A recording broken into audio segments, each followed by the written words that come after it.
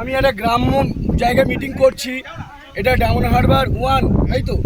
এটা 2 পাত্রা অঞ্চলে এখানকার স্থানীয় মানুষদেরকে ন্যায় অন্যায় কেস দিয়ে রেখেছে।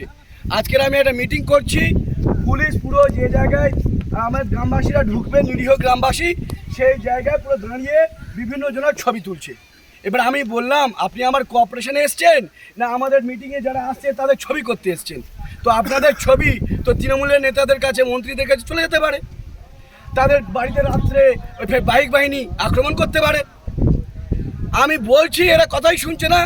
আর আমাকে একজন বলছে যে আপনিও পাবলিক সার্ভেন্ট হয়ে যাবে। আমি বললাম, আপনি কোন ইউনিভার্সিটি থেকে পড়ে এসছেন ভাই? চাকরি কিভাবে পেয়েছেন? আপনারা আমার ডিফারেন্স আছে, আপনি স্যালারি পান আর আমি অনারিয়াম পাবো। এগুলো পড়াশোনা করে আসবেন।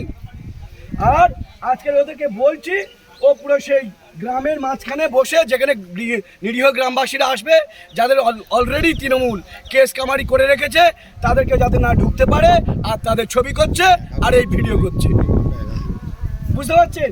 আর এই অফিসারদের প্রত্যেকের নাম আমি নিচ্ছি, আর আমি নির্বাচন কমিশনার ইমিডিয়েটলি করব যে এরা, আমি সংখ্যালঘু মুসলিম বলে আমার মিটিংয়ে এরা এমন জায়গায় দাঁড়িয়ে এমন ফোর্স নিয়ে বিহেভ করে, সেই জায়গায় গ্রামের মানুষকে টেরোরাইজ করে, গ্রামের মানুষ ঢুকতে পারে না।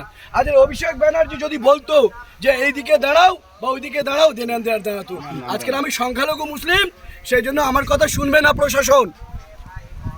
তাহলে দেখেছেন এদের বিহেভ। পুলিশ নাকি আমার গার্ডে এসছে, তাহলে আমার কথা অনুযায়ী অন্তত দাঁড়াবে, পাবলিক মিটিং যাতে হ্যাম্পার না হয়। এমন জায়গায় এরা দাঁড়িয়ে রেখেছে আর ক্যামেরা চালাচ্ছে যাতে এখানকার সাধারণ মানুষ না ঢুকতে পারে মিটিংয়ে। আমরা অনুরোধ করলাম একটা লোক দিয়ে, তারপরে আমি নিজে বললাম, বলছে না, ওরা উল্টো পাল্টা যুক্তি দিচ্ছে।